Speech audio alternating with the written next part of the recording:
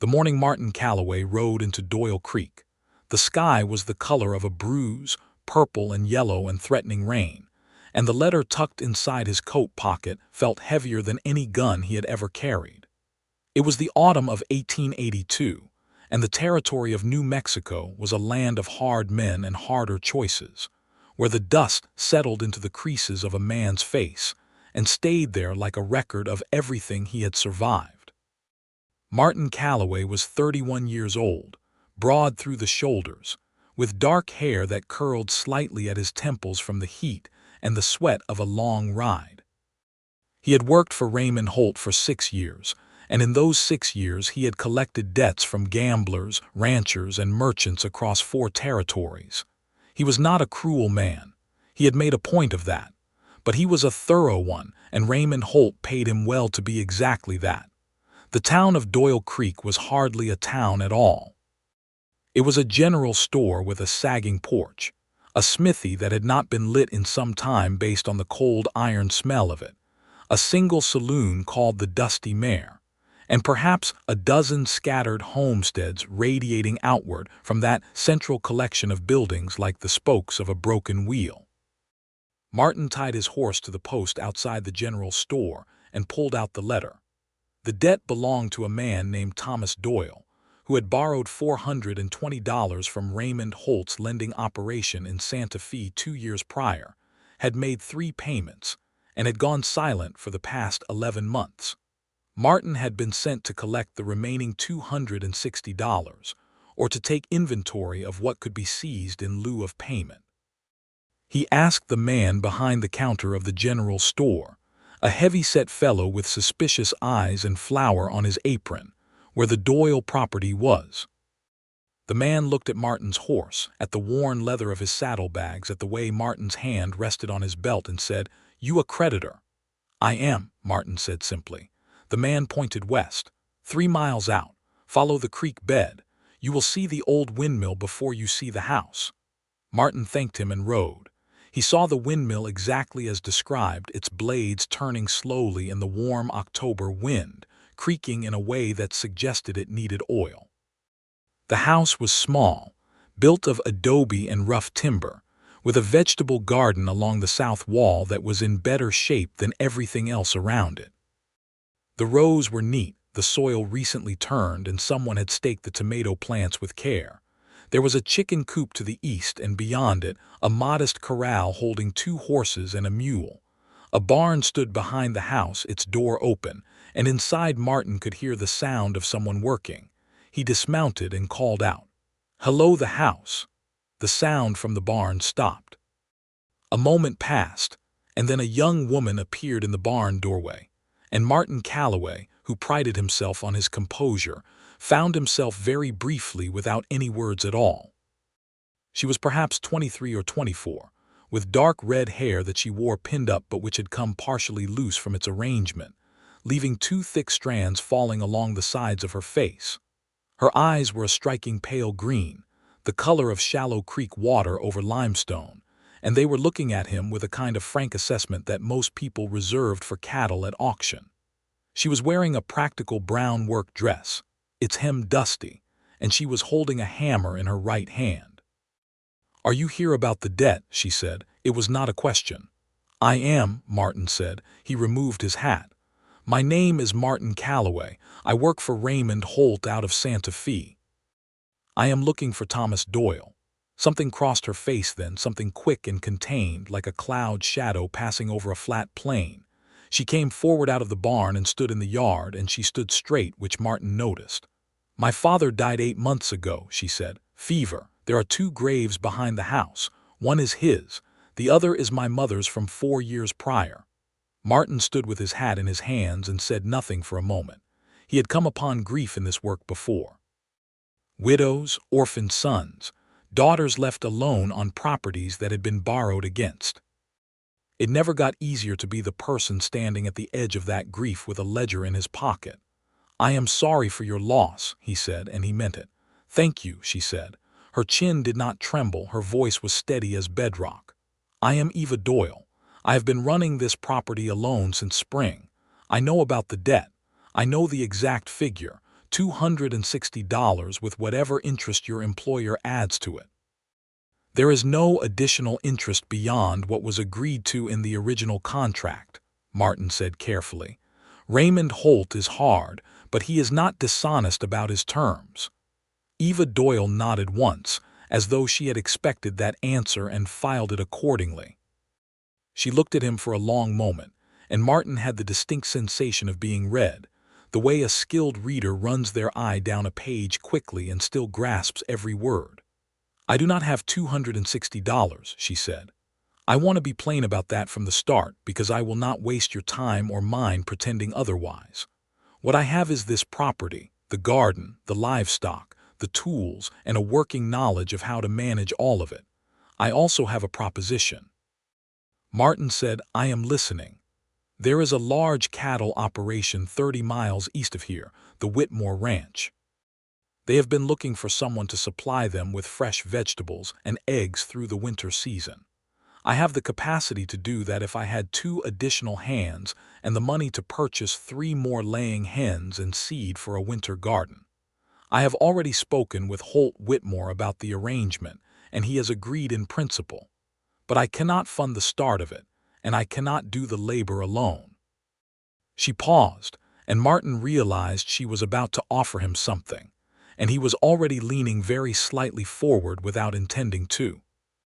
"I am proposing," Eva Doyle said, "that instead of seizing what little I have here, which would not fetch $260 at auction in any case, your employer allow me to work off the debt. I can provide quarterly payments beginning in spring from the income of the supply contract. I will put the terms in writing. I will have everything notarized by the county clerk in Albuquerque. And in the meantime, if you need proof that this operation can produce, you are welcome to stay and see it for yourself." She finished speaking and looked at him with those pale green eyes, and Martin Calloway said, "Yes." She blinked. Just once and quickly, but he caught it, the smallest crack in that formidable composure. "I have not finished outlining the full payment schedule," she said. "I know," he said, "but the answer is still yes." He did not entirely understand why he had said it so quickly.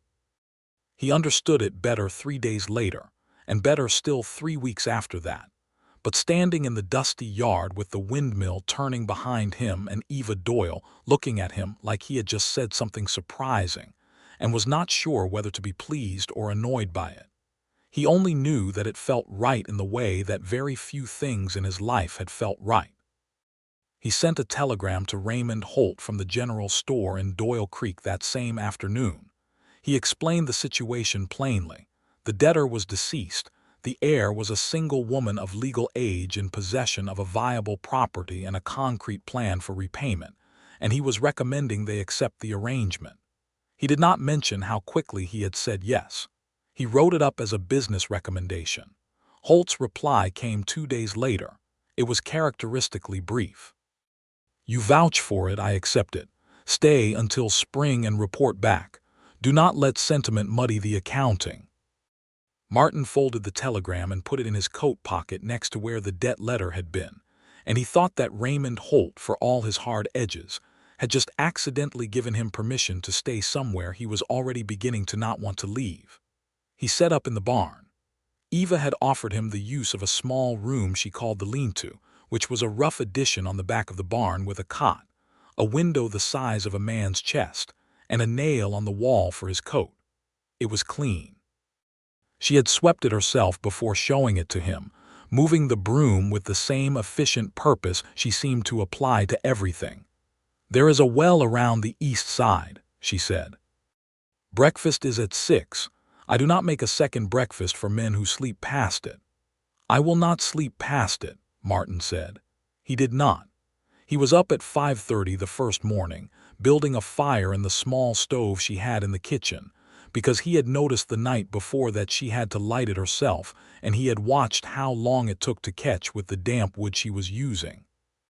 He split some drier wood from the pile behind the barn, and had the fire going and the stove hot by the time Eva came out of the house at 5:45, and he saw the way she stopped in the kitchen doorway and looked at the burning stove, and then at him.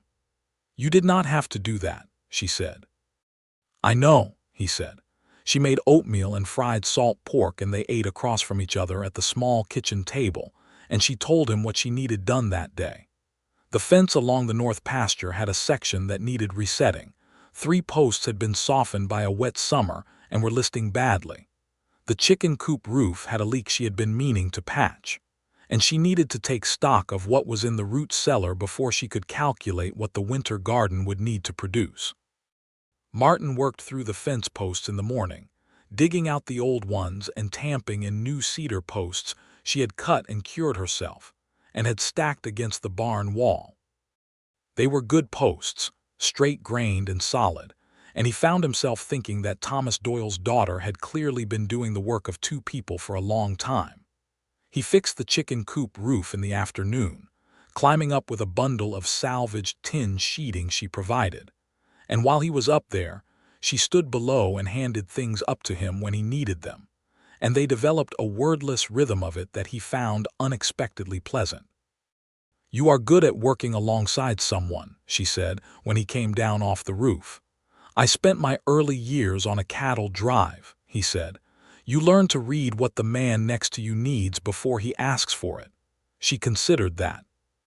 "I suppose debt collection is a different kind of work." "It is," he said. "I did not plan to do it forever." She looked at him with that measuring expression again. "What did you plan?" He thought about that for a moment and said honestly, "I have not thought about it enough. I have been occupying myself with getting through one thing at a time." Eva nodded slowly.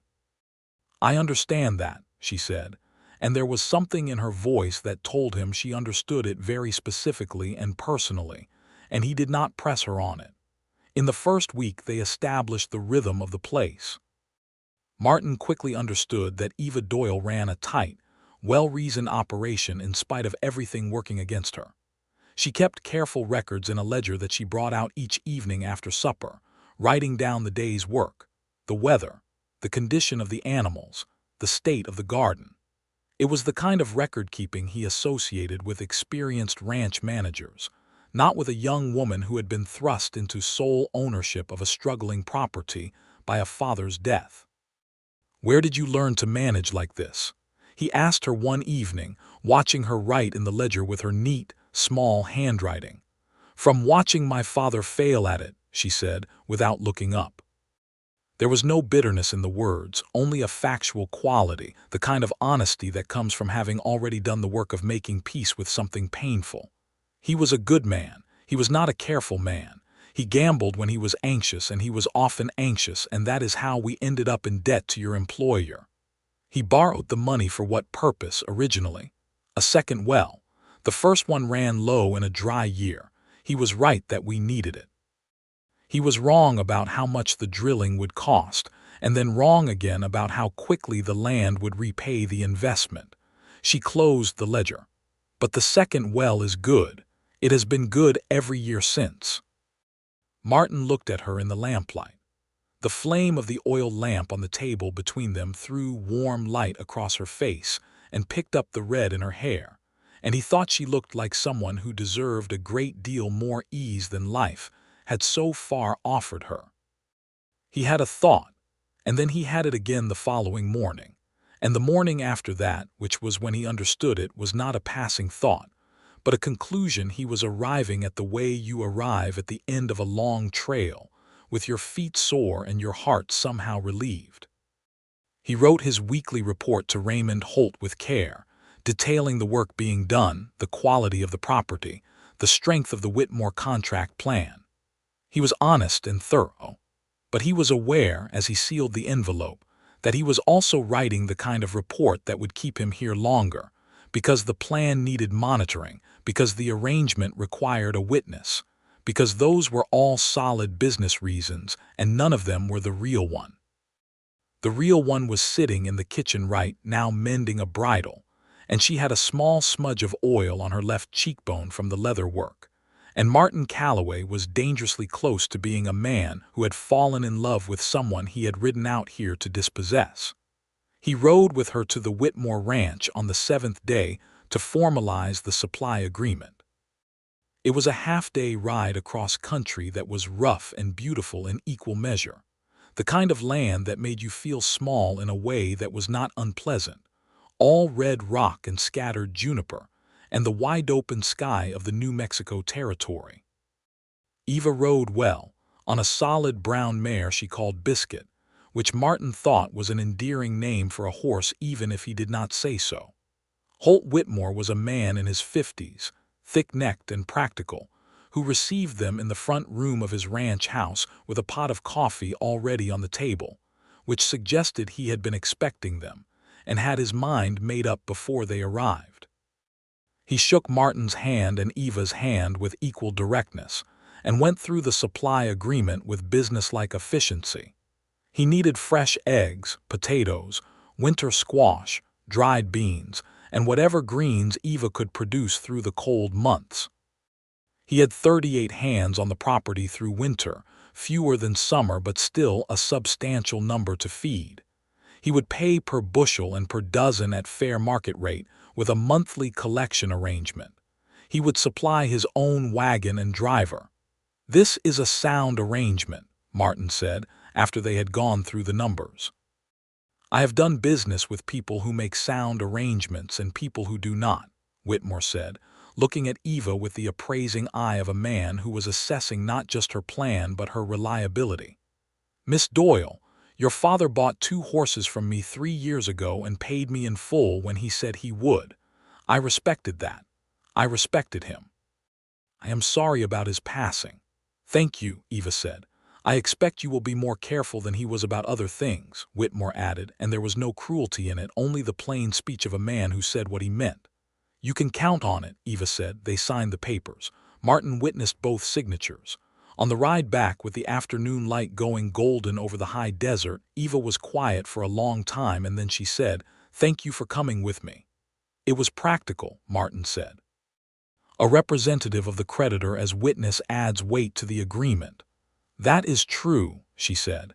"It is also true that I was glad for the company." He looked over at her, and she was looking straight ahead between Biscuit's ears, but there was the faintest color in her cheeks that had nothing to do with the wind. They began the winter garden preparation the following week, and Martin rode into Albuquerque for supplies.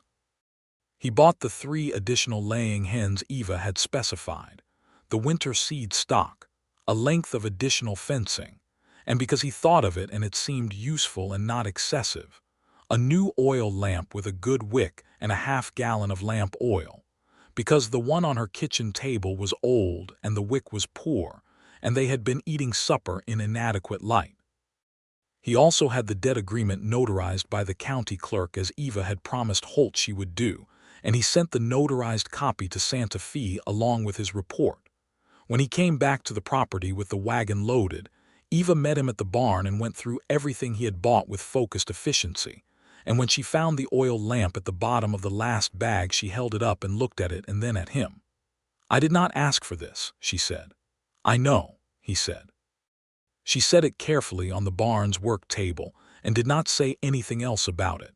But that evening she used it on the kitchen table for the first time, and the warm, clear light it cast filled the small room in a way that the old lamp never had, and Martin sat across from her drinking his coffee and thought he had never done a better $5 thing in his life. They planted the winter garden in 2 long days of hard labor, and Eva worked alongside him with complete equality, taking no task as above or beneath her, her hands in the soil with the same commitment she applied to everything. The winter varieties she had chosen were well suited to the climate, and she had thought through the irrigation carefully, routing water from the good well with a system of shallow trenches that her father had started and she had expanded. "You improved his design," Martin said, watching how the water moved through her trenches. "He had the right idea," she said. "He just did not follow it all the way through." Martin thought that was probably true of several things Thomas Doyle had started, and that his daughter had spent a considerable portion of her young life finishing them for him. He did not say this, but he thought it with a complex mixture of admiration for Eva and a kind of residual tenderness for the dead man, because it was clear that however careless Thomas Doyle had been with money, his daughter had loved him. There was one evening about 3 weeks into Martin's stay when he found Eva sitting outside on the porch steps after supper, not doing anything, which was unusual enough that he stopped in the yard and looked at her. "Are you all right?" he asked. "It was his birthday today," she said. "My father's." Martin sat down on the porch step beside her, leaving a respectable distance between them, and they sat in the dark for a while with the warm autumn air moving around them and the windmill turning quietly in the distance and the coyote starting up somewhere out past the north pasture. "What was he like?" Martin asked. Eva thought for a moment. "He laughed easily," she said. "That was the first thing about him. Even when things were hard, he could laugh at something. He loved card games even when they cost him more than he had, and he loved horses better than sense, and he told the same 3 stories from his youth so often that I could recite them word for word in my sleep." She paused. "He was not a practical man, but he was a warm one, the kind of person that a room feels different with." "That is a good thing to be," Martin said. "It is," she agreed. "It is also not enough entirely on its own, but I loved him for it." They sat for a while longer, and then Eva said quietly, "What about your family?" "My parents died when I was 14, Martin said. "Cholera. I had a younger sister. She lives in Colorado now, married to a schoolteacher. I visit when I can." "Do you miss them?" she asked. "Your parents?" "Every day," he said simply. "But I made my peace with it. You do eventually." She turned and looked at him then, and in the dark her pale green eyes were very serious, and she said, "I know." It was a small thing, those 2 words, but they settled between them like something recognized, and something shifted in the air between them, quietly and without fanfare, the way seasons change, not all at once but gradually and then completely. He was aware with increasing clarity that he was in real trouble, not the kind of trouble that could be outrun or outworked. The kind that finds you one morning when you are splitting firewood, and you hear someone laugh inside the house, and your whole chest lights up like a struck match, and you stand there with the axe in your hand staring at the barn wall and thinking, "Oh, this is what this is." He told himself it was impractical. He told himself he was here on business, that his staying through the winter was a professional arrangement, that Eva Doyle was a woman with a debt and a plan and no time for complications. He told himself all of that with considerable conviction and absolutely no effect whatsoever. Eva, for her part, was not making it easier, not deliberately. That was the thing about her. Everything she did was deliberate, practical, and without performance. And that included the way she had begun to be easy in his company, the way she told him things over supper that she had clearly not told anyone in a long time because there was no one to tell. The way she sometimes laughed at something he said with a sudden genuine surprise that suggested she had not expected to find him funny, and was slightly annoyed to discover that she did.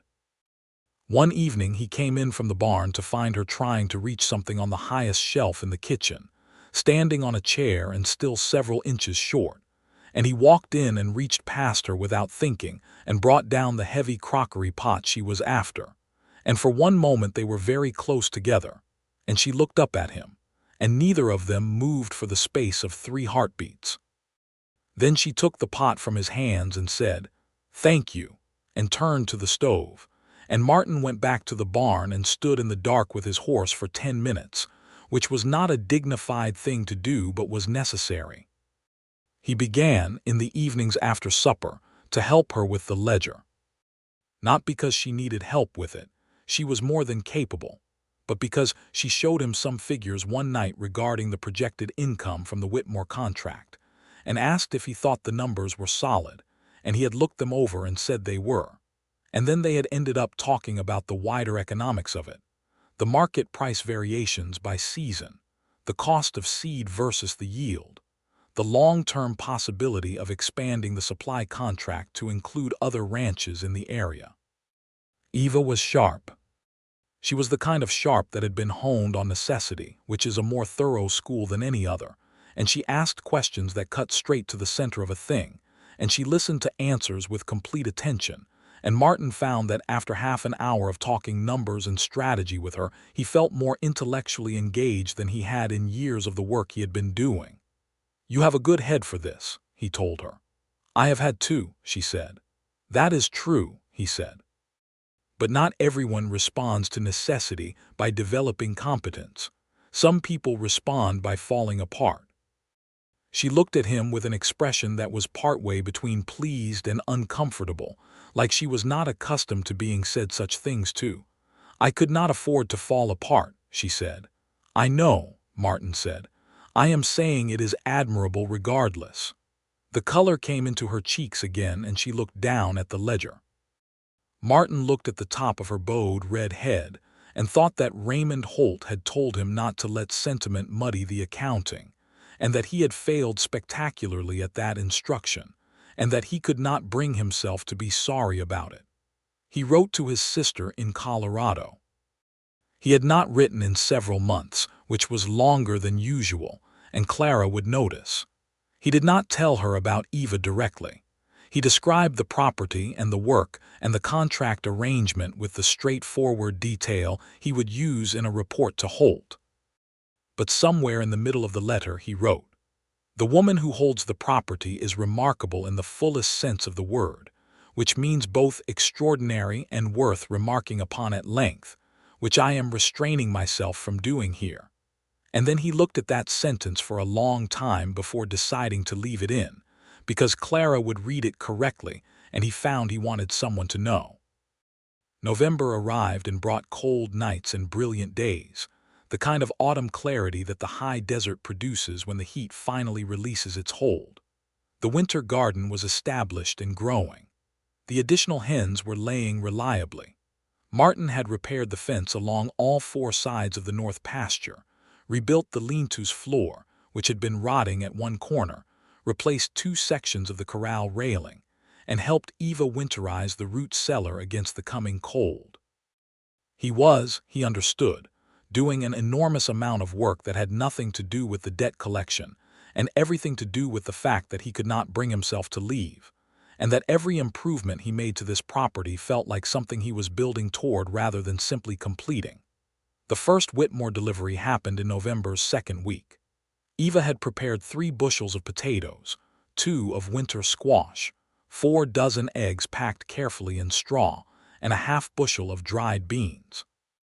Whitmore's driver, a quiet young man named Cobb, came with the wagon on the appointed morning, and Eva supervised the loading with careful attention, checking each container herself. When Cobb drove away and Eva counted the payment in her hand, the genuine relief on her face was the most unguarded expression Martin had yet seen from her. She looked at the coins and then looked up at the sky as though saying something to it privately, and then she looked at Martin with her eyes bright, not with tears but with something like vindication. $42, she said. "That is a strong first delivery," he said. "The debt is $260, she said. "We have been at this less than 2 months. By spring," Martin said, "at this rate you will have cleared half of it. By the end of next year," she said, "at this rate I will have cleared all of it." She paused. "And after that it will be mine. All of it, free and clear." The pride in her voice was fierce and clean, and Martin thought it was the most attractive thing he had ever heard a person say, that uncomplicated determination, that absolute refusal to see this as anything other than something she was going to accomplish. He wanted to tell her, right there in the yard with the morning light coming down gold and clean all around them, that he thought she was the most remarkable person he had encountered in his 31 years on this earth, and that he had ridden out here to take things from her, and instead had found himself wanting to give her everything he had. He did not say that. He said, "You will get there," and she said, "I know." He rode into Albuquerque the following week to submit his report to Holt by telegraph and post. He spent a night at the boarding house, the first bed he had slept in since arriving at the Doyle property, and he lay awake looking at the ceiling of the boarding house room, and thinking about the fact that he had been sleeping on a cot in a barn lean-to for over a month, and that it had felt more like home than any place he had slept since he was 14 years old, And that was entirely and uncomplicatedly because of one person. He went to the telegraph office in the morning and sent his report, and received in return a brief response from Holt saying the arrangement was proceeding satisfactorily, and that Martin should remain through the full winter to supervise the first quarter's payments, which was exactly what Martin had already been planning to do. He bought a few things in Albuquerque before riding back. A new pair of work gloves, because his had worn through at the palms. A length of good rope. A book of poetry, because he had seen one on Eva's shelf that she had read so thoroughly its spine was cracked in 3 places. And this was a different volume from the same author, one he thought she might not have, and he did not examine too carefully why he was buying someone a gift who was technically a business obligation. The ride back to Doyle Creek took the better part of a day, and as he came over the last rise and saw the windmill and the house, and the thin line of smoke from the kitchen stove rising into the cold November air, he felt his chest do something he would have characterized, if pressed, as lifting. Eva was in the barn when he rode in, doctoring one of the horses, and she looked up when he came in with his saddlebags. "Everything all right in Albuquerque?" she asked. "Holt confirmed the arrangement continues," he said. "He wants me here through winter." She went back to the horse's foreleg, running her hand along it with practiced assessment. "Good," she said. Just the one word, but she was looking at the horse when she said it and not at him, which told him everything. He left the book of poetry on the kitchen table that evening while she was outside checking the chickens. He did not put his name in it or leave a note. When she came inside and found it, she stood very still for a moment, turning it in her hands, and then she opened it to the title page, and he was watching from the doorway and saw her read the author's name, and he saw when she understood he had known she would want it. She did not say anything immediately. She found the page where she usually would have begun and read the first poem to herself, and then she looked up at him and said, with great care, "This is very thoughtful." "I noticed you had his earlier collection," Martin said. "I have read it until it nearly fell apart," she said. She looked at the new book again. "Thank you, Martin." It was the first time she had used his first name. He had been Mr. Calloway for over a month. He registered the change with every nerve he had and managed to say, "You are welcome," without his voice doing anything untoward. He lay in his cot in the lean-to that night listening to the wind pick up outside and thinking about how a name could do that, could rearrange the interior of a person's chest just by being said in a particular voice, in a particular kitchen, by a particular woman with pale green eyes who had offered him work instead of tears, and had been worth saying yes to before she ever finished the sentence. December came in cold and clear, and the work continued. The second delivery to Whitmore was larger than the first, and the payment was $56, and Eva wrote it in the ledger with the same neat hand and the same satisfaction that she always wore like a coat she had earned. There was a storm in early December that kept them both inside for 2 days, a genuine blizzard by the standards of that territory, with wind that drove the snow horizontal and temperatures that dropped sharply. They stayed by the kitchen stove and Martin read aloud from the poetry book because Eva asked him to, and he discovered he liked reading aloud and that he had a decent voice for it. And Eva sat across the table and listened with her chin in her hand and her eyes closed sometimes, just listening to the words. At one point, he read a particular poem about the space between 2 people standing in a field, and how that space is not emptiness, but is instead full of everything that neither person has said yet. And when he finished reading it, he looked up and found Eva looking at him with an expression that was completely unguarded for the first time since he had known her, open and undefended, and the space between them in that small, warm kitchen was, at that moment, absolutely full. He put the book face down on the table. She did not look away. "Eva," he said. "I know," she said, which was the second time she had said that to him in a way that meant something very complete. He came around the table, which took approximately 3 steps, and she stood up to meet him, and he held her face in both his hands and she put one hand flat against his chest, and they stayed like that for a moment, reading each other the way they had been reading each other for 2 months, making sure they both understood what they were about to say.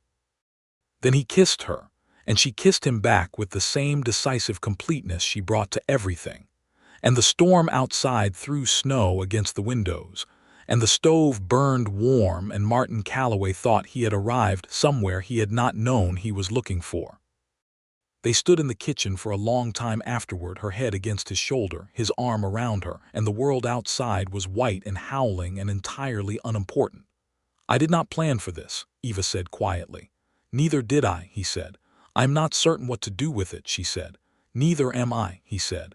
"But I find I am not very interested in doing nothing with it." She made a sound that was very close to a laugh, pressed against his shoulder. "That is practical of you." "I learn from the best," he said. She did pull back and look at him then, searching his face, and whatever she was looking for she seemed to find, because she nodded once, the small decisive nod he had come to recognize as her making up her mind about something. "Then we will figure it out," she said. "Together," he said. She looked at him for one more moment and said, "Yes, together."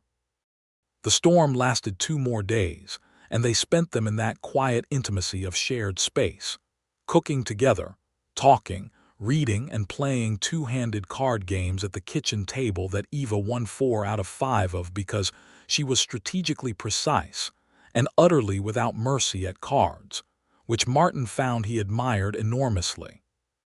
When the storm broke and the world came back white and clean and brilliant under a hard blue sky, they went out together to check the animals and clear the snow from the garden frames, and they moved through the work the way they had always moved through it, side by side, easy in each other's rhythm. Only now there was the occasional brush of hands, the occasional glance that lasted a beat longer than necessary, and it changed nothing about the efficiency of the work and everything about how the morning felt. Martin wrote to his sister Clara. This time he was direct. "I have met someone," he wrote, "who is the most complete person I have ever known, and I believe I love her, and I am working out how to say so in a way that does not do insufficient justice to the reality of it." He paused over that for a while and then added, "She would win at cards against you. I thought you should know what you are dealing with." Clara's reply came 10 days later and contained so much enthusiasm expressed in such rapid handwriting that several sentences required 2 readings to parse, but the core of it was clear. She was delighted, she wanted to know everything, and she was already mentally planning a trip to New Mexico. There was a difficulty in January. Martin had been expecting it in the abstract, but its specific form surprised him. A man named Grier rode out to the property on a cold January morning, a neighbor whose spread was 6 miles north, and he came with a purpose that was written in his bearing before he opened his mouth. He was perhaps 40, with a broad face and the kind of confidence that comes from having been the most consequential person in a small area for a long time. He asked for Eva by name at the door, and she came out to meet him on the porch. And Martin, who had been in the barn, came around the side of the house when he saw the unfamiliar horse at the post. Grier told Eva, with a kind of careful rehearsed generosity that made Martin dislike him immediately, that he had heard about Thomas Doyle's debt situation, that he was aware Eva was managing the property alone, and that he wanted to offer to buy the property at a fair price, more than fair, and that Eva could have a secure situation if she chose to sell. He was looking at her with the proprietary interest of a man who had been waiting for an opportunity and had decided this was it. Eva listened to all of this with the stillness she kept for things that required her full attention, and then she said, "Thank you, Mr. Grier. The property is not for sale." "It is a strong offer," Grier said. "You should think it over." "I have thought it over," Eva said. "The answer is no." Grier's eyes moved to Martin, who was standing at the edge of the porch now, and the calculation in that look was plain enough. "I did not know you had a man working the property," he said. "Mr. Calloway is assisting with an arrangement relating to the family debt," Eva said with perfect composure. "He is not relevant to your offer, which I have declined." Martin watched Grier weigh his options and decide, correctly, that they were limited. He tipped his hat to Eva, gave Martin a look that conveyed several things none of which were friendly, and rode away. When the sound of the horse's hooves had faded, Martin said, "He will come back." "Probably," Eva said. She turned and went inside without visible agitation, which Martin recognized as her form of it. He followed her in. She was standing at the kitchen window watching Grier's figure shrink into the distance. "Is it only the property he is interested in?" Martin asked. She was quiet for a moment. "No," she said. "He made a different offer about a year ago, before the Whitmore contract. Before most of this." She gestured vaguely at the general situation. "He wanted me to marry him. He has land and money and stability and no particular warmth. He was kind enough about it, but the offer was fundamentally about acquiring things he did not have, and I did not wish to be one of them." "You were right to refuse him," Martin said. She turned from the window and looked at him, and he could see that she was measuring the conversation very carefully, aware of what it was adjacent to. "Were I?" she said. "Yes," he said, and he came to where she stood and he put his hand under her chin, just briefly, just enough to keep her looking at him. "Because you were waiting, whether you knew it or not, for someone who came here to take something from you, and found that the last thing in the world he wanted was to take a single thing." She looked at him for a long, still moment. Then she put her hand over his and said, very quietly, "I think I knew it." He kissed her gently, and she leaned into it, and outside the January wind moved around the house with a sound like the world settling into itself. Grier did come back in February with a different approach. He arrived with a man from Albuquerque who he claimed was a land assessor, suggesting that the property was being legally contested on some grounds that Martin recognized immediately as fabricated. The claim was that Thomas Doyle had allegedly agreed verbally to sell a portion of the North Pasture to Grier before his death, and that this agreement should be honored. Martin, who had spent 6 years in finance and debt work and who had read more contracts than most lawyers, looked at the man from Albuquerque and said, calmly, "Verbal agreements regarding real property require corroborating evidence to be actionable. What evidence do you have?" The man looked uncomfortable. "The word of Mr. Grier." "Mr. Grier's word is his own interest," Martin said. "Do you have a written record, witnesses, any documentation whatsoever?" There was none, of course, because there was nothing to document.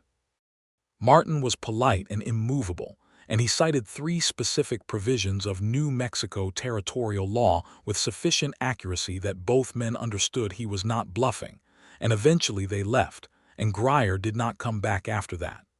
Eva had stood through the whole exchange beside Martin on the porch, and after the men left she turned to him and said, "You knew that law." "I have made it my business to," he said. She was looking at him with something in her face that he was coming to understand was her version of deep feeling, the way it went quiet and attentive and direct rather than demonstrative. "Thank you," she said. "That is the 3rd time someone has tried to take something from you," he said. "The banker your father borrowed from, Grier with his purchase offer, Grier again with this nonsense. Eva, this property is worth protecting." "I know that," she said with some heat. "I know you know it," he said. "I am saying that you should not have to protect it alone." The words sat between them in the cold February air, and she understood what he was really saying. He could see that she understood it, and he watched her process it with that thoroughness she brought to everything. "Is that an offer?" she said carefully. "It is the opening of one," he said. "I would like to make it properly, when I am not standing on a porch having just argued with a land grabber, if that is acceptable to you." The corners of her mouth moved in a way that was not quite a smile but was warmer than her usual expression. "That is acceptable to me," she said. He did make it properly. He waited a week, which felt like a geological age, and he used that week to write a letter to Raymond Holt explaining the situation with complete honesty, that he had developed personal feelings for the woman whose debt he had been sent to supervise, and that he was intending to ask for her hand in marriage, and that if Holt felt this constituted a conflict of interest he would understand. but that he was not, in good conscience, capable of pretending otherwise or of leaving without addressing it. Holt's reply was brief, as always. "I always knew sentiment would be your undoing, Calloway. The arrangement stands regardless. You have done your job well enough that I will not penalize you for being human. Best of luck to you and the lady." Martin held that telegram and felt something release in his chest that had been held tight since he was 14 years old and alone, the particular tension of a person who has been managing on their own for so long that they have forgotten there was ever another option. He asked Eva on a Sunday evening in late February, sitting on the porch in the last light, which was a spectacular burnt orange and violet that rolled across the western sky like a slow fire. He said, "I came here to take something from you, and I want to spend the rest of my life making up for the presumption of that. I know this is fast by some measures. I know I arrived as your creditor, and that is an absurd beginning for anything. But I have not been more certain of anything since I understood that I love you, and I would like very much to know if you will have me." Eva was quiet for long enough that he felt the full weight of the pause, and then she said, "I need to say something first." "All right," he said. "I was afraid," she said. "When you first rode in, I was genuinely frightened, not of you specifically, but of losing this." She looked out over the property, the garden and the barn and the windmill turning in the last light. "I made my offer to you because I had no other option, and I made it with everything I had, and you said yes, and I thought that was the practical end of it." She paused. "It was not the practical end of it." "No," he agreed. "I love you," she said, simply and directly, in the way she did everything. "I have loved you since approximately the third week, which I would not have told you then for any amount of money, but which I am telling you now. And yes, yes, I will have you, Martin Calloway." He took her hand, and she laced her fingers through his with the same quiet decisiveness she brought to all things, and they sat on the porch in the last of the Sunday light, while the first stars appeared over the high desert, and neither of them said anything else for a long time because there was nothing left that needed saying. They were married in April of 1883, which was the same month the first quarter's full payment to Raymond Holt came through, bringing the remaining debt to $131. Eva had insisted on completing the financial arrangement on its original terms, and Martin had not argued with her, because he understood that it mattered to her, that the independence of it mattered, the completion of it mattered, and that loving her meant understanding the difference between helping someone and undermining their autonomy. The wedding was held in the yard of the Doyle property, because Eva said she would not be married anywhere but on her own land, and Martin had agreed immediately. The minister came from Albuquerque. Holt Whitmore attended with his wife, a stout, cheerful woman named Me, who brought a honey cake and wept pleasantly during the ceremony. A few neighbors came, good ones, not Grier. Martin's sister Clara made the 3-day journey from Colorado with her husband, a quiet schoolteacher named Henry who Martin liked immediately. Clara embraced Eva before she had said 10 words to her, and Eva, who was not generally a person who accepted or gave physical affection easily, hugged her back with what appeared to Martin to be genuine warmth, and then Clara held Eva at arm's length and said, "He told me you would win at cards against me." And Eva said, "He told you the truth," and Clara laughed so loudly that 2 of the chickens startled. Martin stood at the altar they had made from 2 boards and some pine boughs, and looked at Eva coming toward him across the yard in a dress the color of cream, her red hair pinned up under a small arrangement of dried wildflowers that Me Whitmore had brought, and she was looking at him with those pale green eyes, and she was walking toward him with her chin up, and her step unhurried, and everything about her was the most extraordinary thing he had ever seen. When the minister asked her if she took Martin Calloway as her husband, she said, "I do," with the same clarity and finality as everything she said, and when he put the ring on her finger, a simple gold band he had bought in Albuquerque, she looked at it for a moment and then looked at him, and she smiled fully, without restraint, which was something he had seen only a handful of times and which never failed to rearrange everything inside him. He kissed his wife in the afternoon light of an April day on the land she had fought to keep. And behind them the people who had come to celebrate made a pleasant sound, and the windmill turned in the warm spring air, and everything was exactly right. The summer of 1883 was a productive one. The supply contract with Whitmore expanded, because Holt Whitmore had told two other ranchers in the region about the quality of the Doyle deliveries, and by June Eva was supplying 3 operations instead of 1, with deliveries twice monthly. Martin had taken on the transportation and logistics of the deliveries, which freed Eva to focus on the production side, and together they had worked out a rotation of crops that kept the output high through the growing season. He also took on some legal consulting work for a land development firm in Albuquerque, work he could do largely by correspondence, reviewing contracts and providing assessments. It was work that used his skills more fully than debt collection ever had, and Eva had been the one to suggest it, noting during one of their evening ledger sessions that his ability to parse legal language was exceptional, and that someone should be paying him for it properly. "You should be doing work that matters to you," she had said. "This matters to me," he said, gesturing at the general context of the property and the garden and the evening and her. "You know what I mean," she said, with affectionate firmness. He had written to a land development firm the following day. The contract came through within 3 weeks. The final payment to Raymond Holt was made in November of 1883, 13 months after Eva had stood in the barn doorway with a hammer in her hand and offered Martin Calloway work instead of tears. She wrote the bank draft herself and handed it to Martin to forward, and when it was done she stood in the kitchen and said, quietly but with enormous feeling, "It is finished." "It is," he said.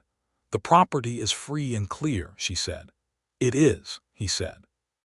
She looked at him, and the fullness of what she felt was in her face completely, undefended for him now in a way that still caught him every time, and she said, "He would have been glad." Martin knew she meant her father. "He would have been," he said. "He also would have been very grateful to you for finishing what he started." She pressed her lips together briefly, and nodded, and then she walked to him and he wrapped both arms around her and she leaned into him the way she had learned to, without reservation, and he held her in the kitchen in the November afternoon while outside the windmill turned, and the chickens made their unconcerned sounds and the property that was hers, free and clear, breathed around them. A letter came from Holt in December, which Martin read with some amusement, and then read aloud to Eva over supper. Holt wrote that the arrangement had been one of the better outcomes of his lending operations in 15 years of business, and that he was not in the habit of saying such things, and that if Martin ever decided to return to professional work, there was a contract management position in Santa Fe that would suit him better than chasing debtors across the territory. He also, in a postscript that seemed to cost him some effort, said that he wished them both well. "That is a kind letter," Eva said. "For Holt it is practically sentimental," Martin said. "Will you take the position?" She asked, and there was no anxiety in the question, only curiosity, because she was not a woman who asked questions with hidden demands attached to them. Martin thought about Santa Fe, about the office work and the city streets and the clean shirts and regular hours. He thought about it with complete clarity and said, "No, no," she said. "I am going to write him a very respectful refusal," Martin said, "and explain that I have found work that matters to me and that it is here." Eva looked at him across the table. "The consulting work," she said. "Among other things," he said. She understood what the other things were. She smiled the full smile and went back to her supper. Spring came to the Doyle property in 1884 with an extraordinary generosity, rains that were well-timed and warm days that followed them, and the garden Eva planted that year was the best she had ever grown. She had expanded it over the winter, adding 2 more frames along the east wall, and establishing a small orchard of apple trees that would not produce for several years, but that she had planted with the long view in mind, because Eva Doyle, now Eva Calloway, had always had the long view. It was in that spring that Martin noticed she was quieter in the mornings than usual, and that she ate less at breakfast, and he said nothing about it for a week out of respect for her ability to manage her own affairs. And then on the 8th morning she came into the kitchen looking pale and looked at him and said, "I need to tell you something." "All right," he said. "I am expecting," she said. The word expanded in the room.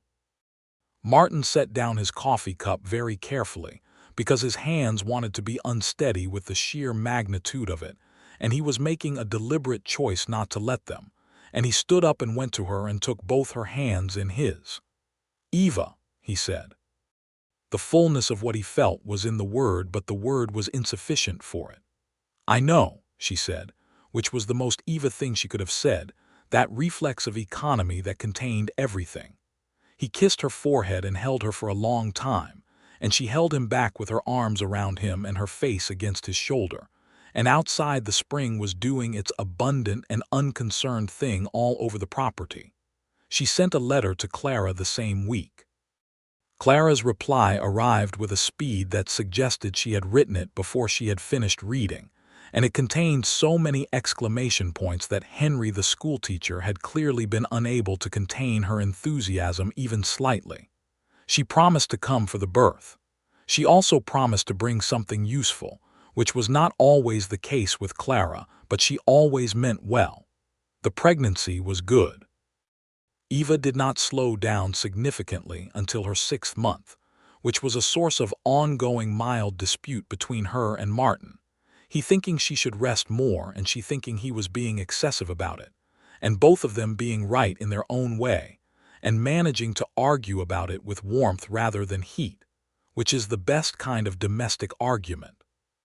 She put him on morning chicken duty in month 7, because reaching into the lower nesting boxes was becoming uncomfortable, and Martin, who had been doing the heavy lifting of the farm work for months with cheerful competence, added egg collection to his list without complaint.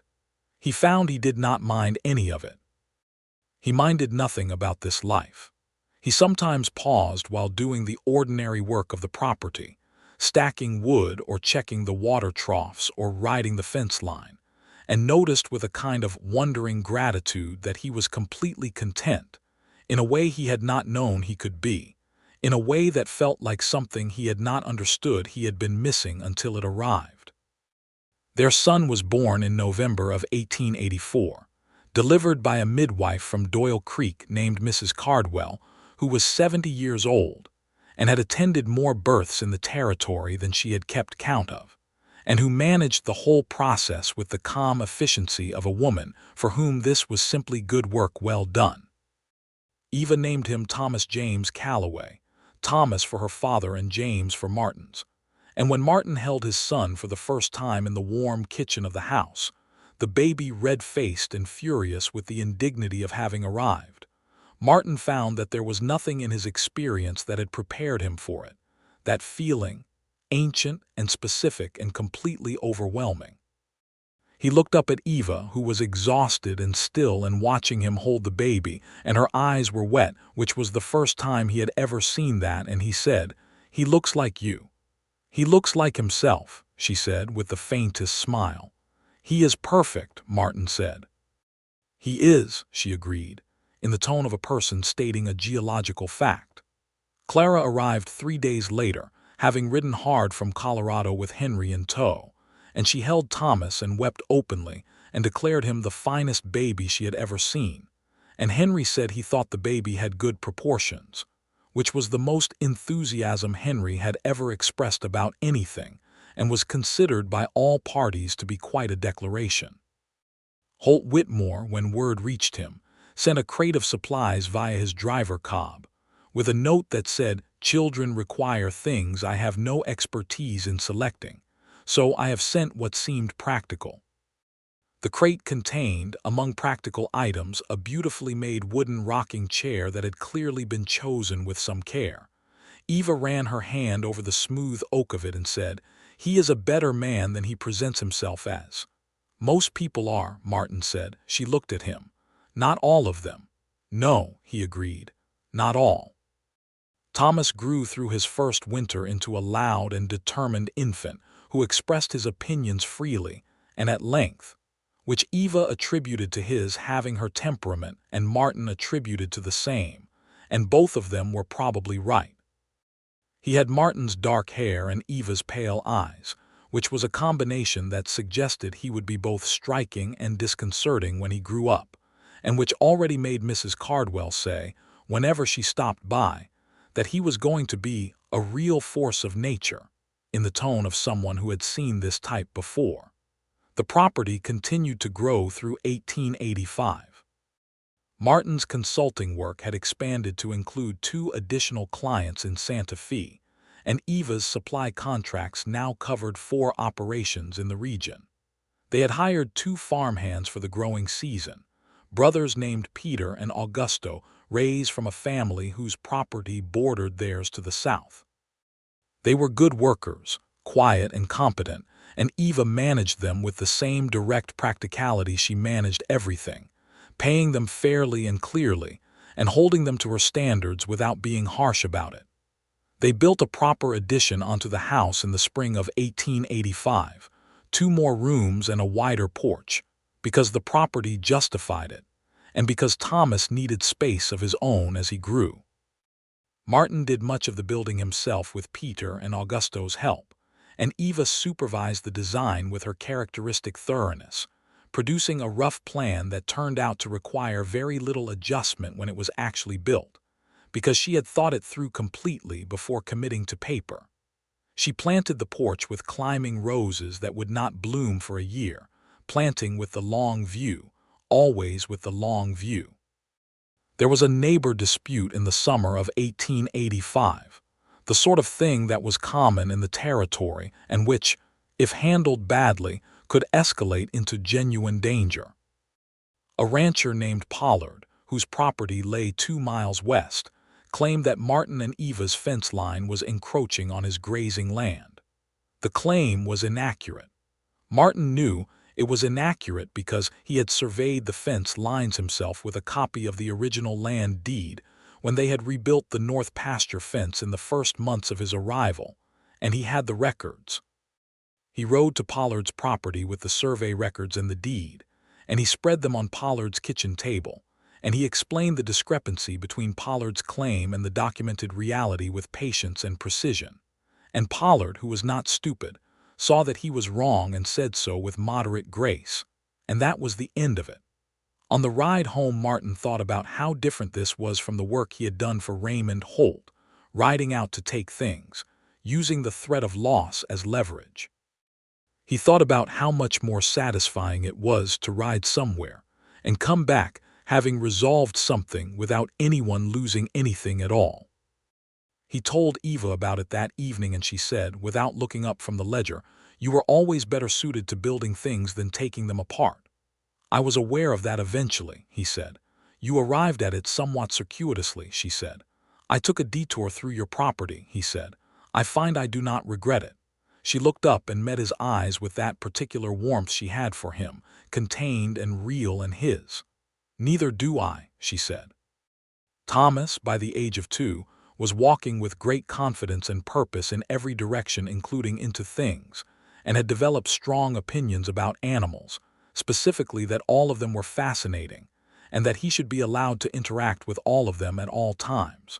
The horses tolerated him with the resigned patience of beings who had made their peace with the universe. The chickens were less philosophical about it. In the spring of 1886, Eva told Martin she was expecting again. This time there was no pale mourning, no careful sentence across the kitchen table. She simply came to him in the evening while he was reading, put her hand on the back of his neck, and when he looked up she said, "Thomas is going to have company." He set the book down and pulled her into his lap, and she laughed.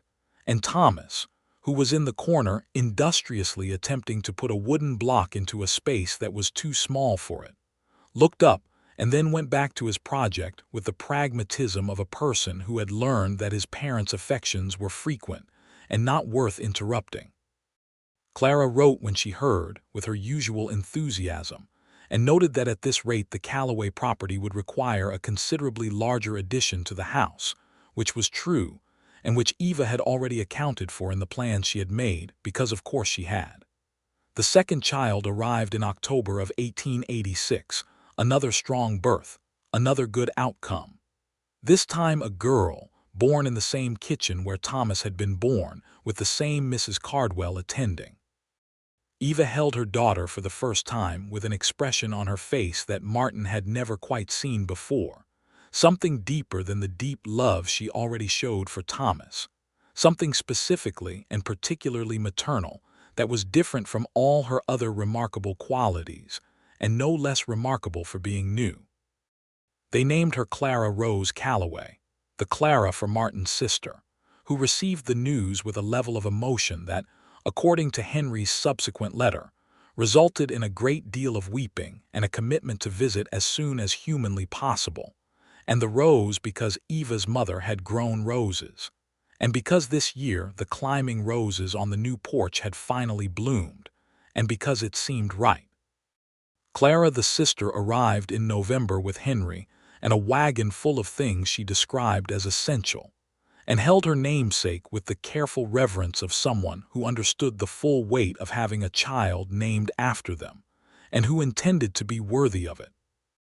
She also played cards with Eva that evening after supper, and it went exactly as Martin had told her it would, which was to say that Eva won with such consistent certainty that Clara declared it supernatural and demanded they play again, and Eva agreed, and won again, and said, "I told your brother you would want to play twice," with a smile of such composed satisfaction that Martin had to leave the room briefly to manage his own happiness. The years that followed were years of building.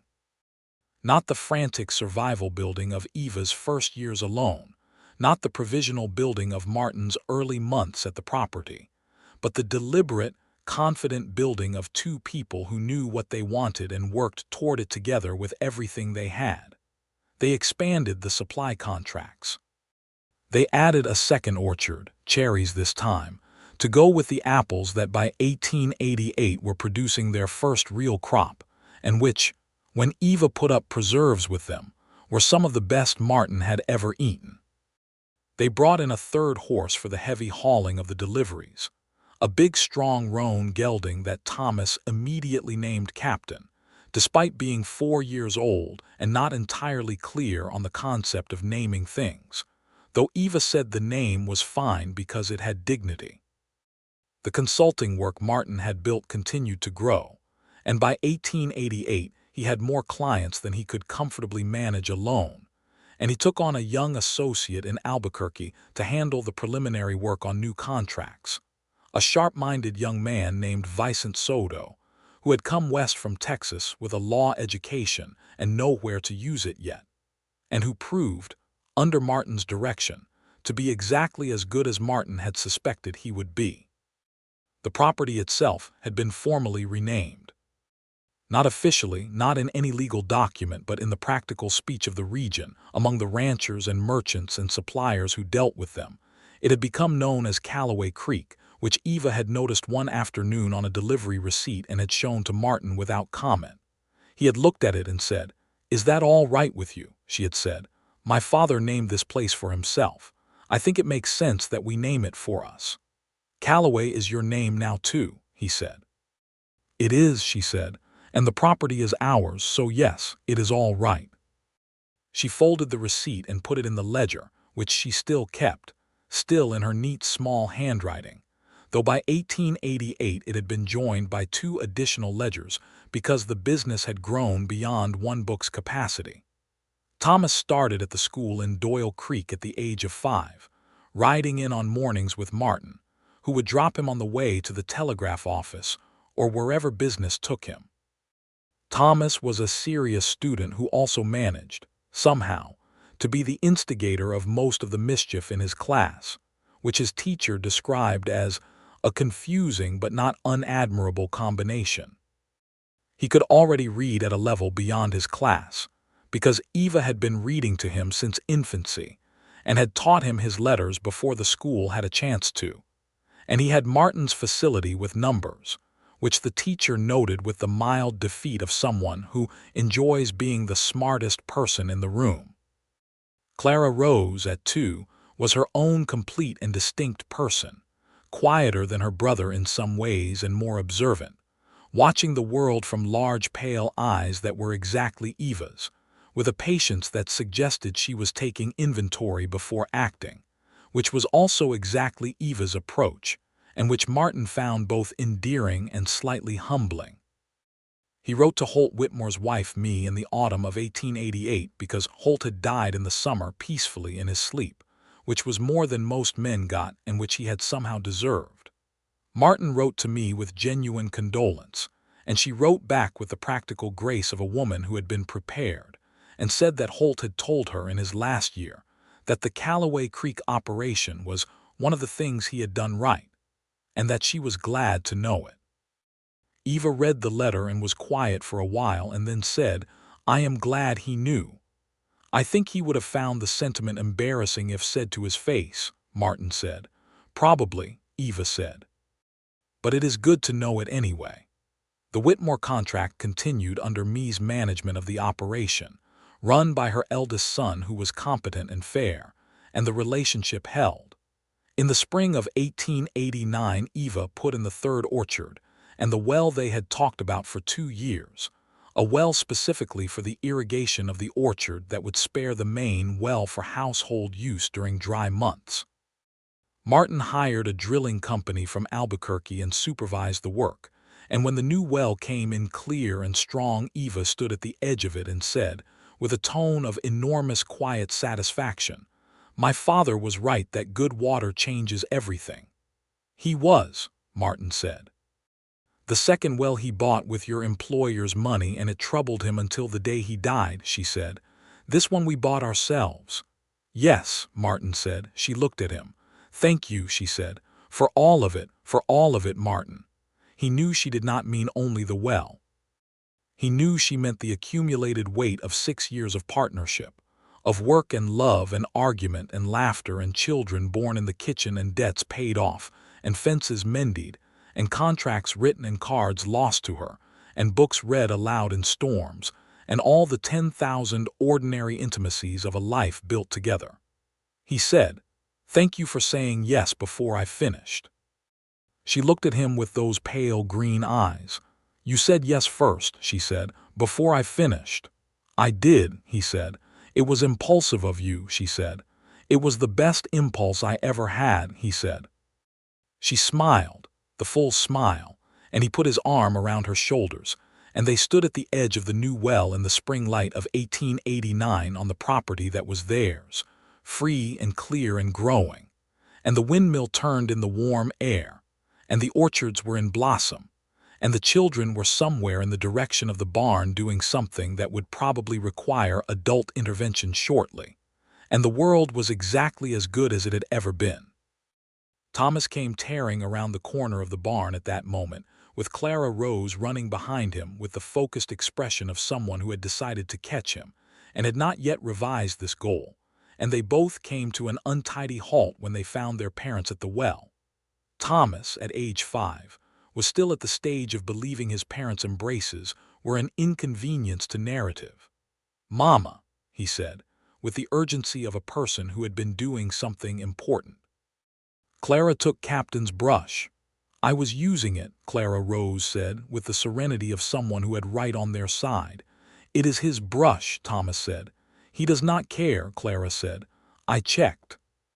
Eva extracted herself from Martin's arm with the ease of practice, and turned to her children with the look that meant she would hear both arguments and reach a conclusion that would satisfy no one completely and resolve everything practically. "Come," she said, and held out her hand to Clara, and Clara took it, and Thomas fell into step beside Martin, and they walked back toward the barn together in the April morning, and the property was full of light, and the sound of a family navigating itself with love and imperfect grace, which is all any property, however good the land, has ever really needed. Martin Calloway, who had ridden into Doyle Creek on a bruised autumn morning in 1882, with a debt letter in his pocket and a job that required him not to feel too much, looked at the woman walking ahead of him with her daughter's hand in hers and her red hair catching the light, and thought about how a single yes, said quickly and honestly, and before all the reasons for it had even been laid out, had turned out to be the exact and precise word that the rest of his life had needed. He had said it before she finished. He would have said it 1,000 more times. The windmill turned. The new well gave clean water. The apple trees bloomed. The debt ledger was closed and the property ledger was open and growing. And Eva Calloway, who had stood in a barn doorway with a hammer in her hand and offered the man sent to collect from her the chance to build something instead, was walking toward the barn in the spring light, and she turned and looked back at him over her shoulder with those pale green eyes, and she smiled at him in the way that rearranged him every single time, and he thought, yes, and yes, and yes. The creek ran clear behind the house. The children argued over a hoarse brush, with the passionate conviction of people for whom this was the most important dispute in the world. The roses on the porch bloomed and would bloom again the following spring and every spring after. The consulting clients sent their letters. The Whitmore contract renewed. The ledgers balanced. The orchards grew. And on quiet evenings, when the work was done and the children were asleep, and the lamp burned clear on the kitchen table, Martin Calloway sat across from his wife, and she read to him sometimes, or he read to her, or they talked about the business or the children or the properties of the neighbors or the news coming in from the wider world. And sometimes they said nothing at all, just two people in a warm kitchen at the end of a good day, in a good life that neither of them had planned and both of them had chosen. Over and over, in every yes and every morning and every shared task and every turned page, chosen without reservation and without end.